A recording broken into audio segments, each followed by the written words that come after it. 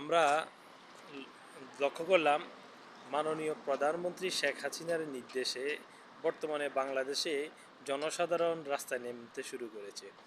এই নামার লক্ষ্যটা আসলে যেটা ফল তারা অবশ্যই পেয়ে যাবেন খুব শীঘ্রই, যে তাদের যে উদ্দেশ্যে তারা রাস্তায় নামতেছেন। কারণ সাধারণ মানুষের ডাল পিঠে ঠেকে গেছে।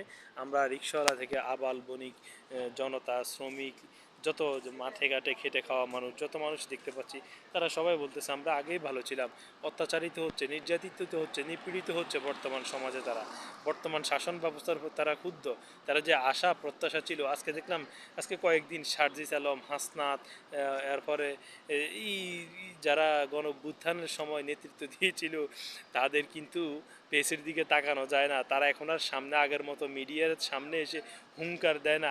একটু আগে একটা ব্রিফ দেখলাম আমি সার্জিস আলমের, যে আসলে মনে হয় যেন এডিটিং, মানে মাথার অর্ধেক কাটে অন্য কিছুর উপরে বসাইলে যে এরকম অবস্থা থাকে, মানে বোঝা যায় যে একদম উজু হয়ে, জড়সড় হয়ে, ভয় ভীতি তার পেয়েছে বডিতে।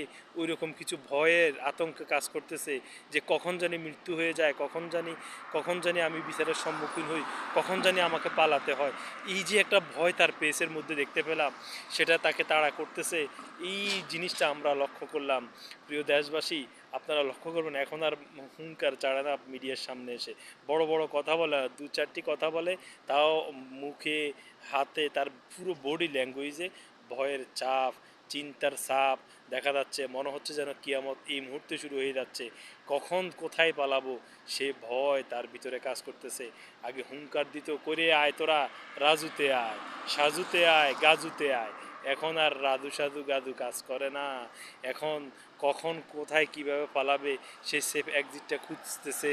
সে ভয়ে মানে ভীত ভীত হয়ে সে চলতেছে।